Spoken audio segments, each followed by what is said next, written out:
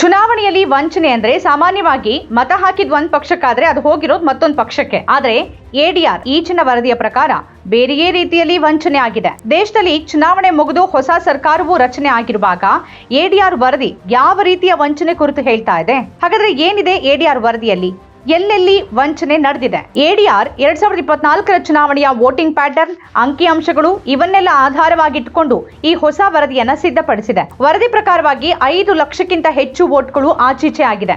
ಒಟ್ಟು 543 ಲೋಕಸಭಾ ಸೀಟ್ಗಳ ಪೈಕಿ 538 ಸೀಟುಗಳ ಮತ ಎಣಿಕೆಯಲ್ಲಿ ಈ ಅಪರಾಧ ನಡೆದಿದೆ ಅಂತ ಈ ವರದಿ ಹೇಳ್ತಾ ಇದೆ. ವರದಿ ಪ್ರಕಾರ 362 ಸೀಟುಗಳ ಸುಮಾರು 5,54,598 ಮತಗಳ ಎಣಿಕೆನೇ ನಡೆದಿಲ್ಲ. ಇನ್ನು 176 ಸೀಟುಗಳಲ್ಲಿ ಎಣಿಕೆ ಬಳಿಕ 35,093 ಮತಗಳು ಹೆಚ್ಚುವರಿ ಆಗಿವೆ ಅಂತ ಆರೋಪ ಮಾಡಲಾಗಿದೆ. ಎಡಿಆರ್ ಸಂಸ್ಥಾಪಕ ಜಗದೀಪ್ ಎಸ್ ಚೋಕರ್ ಪ್ರಕಾರ 538 ಸೀಟುಗಳಲ್ಲಿ 5,89,691 ಮತಗಳನ್ನ ತಪ್ಪಾಗಿ ಎಣಿಕೆ ಮಾಡಲಾಗಿದೆ.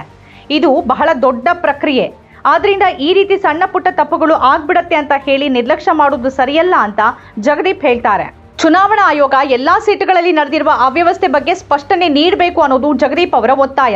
ಎಡಿಆರ್ ವರದಿ ಪ್ರಕಾರ ಚುನಾವಣೆ ಫಲಿತಾಂಶ ಹೊರಬಂದು ಇಷ್ಟು ಸಮಯನೇ ಕಳೆದ್ರು ಮತ ಎಣಿಕೆ ಕುರಿತಾಗಿ ಸರಿಯಾದ ಮಾಹಿತಿಯನ್ನ ನೀಡೋದ್ರಲ್ಲಿ ಚುನಾವಣಾ ಆಯೋಗ ವಿಫಲವಾಗಿದೆ. ಚಲಾಯಿಸಲ್ಪಟ್ಟ ಮತಗಳ ಶೇಕಡಾವಾರು ಪ್ರಮಾಣ ಹೇಗೆ ಹೆಚ್ಚಾಗಿತ್ತು ಅನ್ನೋದರ ಕುರಿತು ಚುನಾವಣಾ ಆಯೋಗದ ಹತ್ರ ಉತ್ತರನೇ ಇಲ್ಲ. ಇನ್ನು ಚಲಾಯಿಸಲ್ಪಟ್ಟ ಮತಗಳಿಂದ ಹೆಚ್ಚುವರಿ ಮತಗಳು ಎಣಿಕೆಯಾದದ್ದು ಹೇಗೆ ಅನ್ನೋದಕ್ಕೂ ಕೂಡ ಅದ್ರ ಬಳಿ ಉತ್ತರ ಇಲ್ಲ. ಈ ಎಲ್ಲ ಪ್ರಶ್ನೆಗಳಿಗೆ ಚುನಾವಣಾ ಆಯೋಗ ಉತ್ತರ ನೀಡಬೇಕು ಅನ್ನೋದು ಅವರ ಆಗ್ರಹ. ಎಲ್ಲಾ ವೋಟುಗಳ ದಾಖಲೆ ಇರುವ ಫಾರ್ಮ್ 17C ಕೂಡ ಕೆಲವು ಅಭ್ಯರ್ಥಿಗಳಿಗೆ ನೀಡಲಾಗಿಲ್ಲ. ವೋಟುಗಳ ಅವ್ಯವಸ್ಥೆ ಕಾರಣ ಬಿಜೆಪಿಗೆ ಲಾಭವಾಗಿದೆ ಅಂತ ಎಡಿಆರ್ ವರದಿ ಹೇಳ್ತಾ ಇದೆ. 2019ರ ಚುನಾವಣೆ ನಂತರ ಈ ರೀತಿ ಅವ್ಯವಸ್ಥೆ ಆರೋಪಗಳು ಕೇಳಿ ಬಂದಿತ್ತು. ಆದ್ರೆ ಆಗ ರಿಪೋರ್ಟ್ ಅನ್ನ ಟ್ಯಾಲಿ ಮಾಡೋಕೆ ಸಮಯ ತೆಗೆದುಕೊಳ್ಳುತ್ತೆ ಅಂತ ಚುನಾವಣಾ ಆಯೋಗ ಹೇಳಿತ್ತು. ಚುನಾವಣಾ ಆಯೋಗ ಈ ರೀತಿ ಹೇಳೋದ್ರಲ್ಲಿ ಯಾವುದೇ ತರ್ಕ ಇಲ್ಲ ಅಂತಾರೆ ಮಾಜಿ ಮುಖ್ಯ ಚುನಾವಣಾ ಆಯುಕ್ತ SY ಖುರೇಶಿ. ಎಲ್ಲಾ ಬೆಳವಣಿಗೆಗಳ ಕುರಿತಾಗಿ ಚುನಾವಣಾ ಆಯೋಗ ಮೌನ ವಹಿಸಿದೆ. ನಾವೆಲ್ಲರೂ ಕೇಳಿಸಿಕೊಳ್ತಿರುವ ಮಾತು ಒಂದೊಂದು ಮತಕ್ಕೂ ಬೆಲೆ ಇದೆ ಅನ್ನೋದು.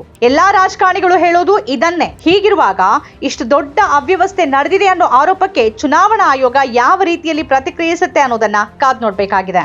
ಸ್ವತಂತ್ರ ಪತ್ರಿಕೋದ್ಯಮ ಇಂದಿನ ತುರ್ತು. ಅದನ್ನ ವಾರ್ತಾ ಭಾರತಿ ಮಾಡ್ತಾ ಇದೆ. ನಮ್ಮ ಚಾನೆಲ್ ಅನ್ನ ಸಬ್ಸ್ಕ್ರೈಬ್ ಮಾಡೋದ್ರ ಜೊತೆಗೆ ಬೆಲ್ ಐಕಾನ್ ಒತ್ತಿ ನಮ್ಮನ್ನ ಬೆಂಬಲಿಸಿ. ಹಾಗೆ ನಮ್ಮ ಕಾರ್ಯಕ್ರಮಗಳನ್ನ ಲೈಕ್ ಮಾಡಿ, ಕಮೆಂಟ್ ಮಾಡಿ, ಅದನ್ನ ಬೇರೆಯವರಿಗೂ ಕೂಡ ಶೇರ್ ಮಾಡಿ. ಹೀಗೆ ನೀವು ಮಾಡಿದಾಗ ನಮ್ಮ ಚಾನೆಲ್ ಮತ್ತಷ್ಟು ಜನರಿಗೆ ತಲುಪತ್ತೆ. ಆ ಮೂಲಕ ನಮಗೆ ಸಹಕಾರ ಆಗುತ್ತೆ. ಇದು ನೀವು ಯಾವುದೇ ಖರ್ಚಿಲ್ಲದೆ ಮಾಡಬಹುದಾದ ಸಹಕಾರ. ಧನ್ಯವಾದ.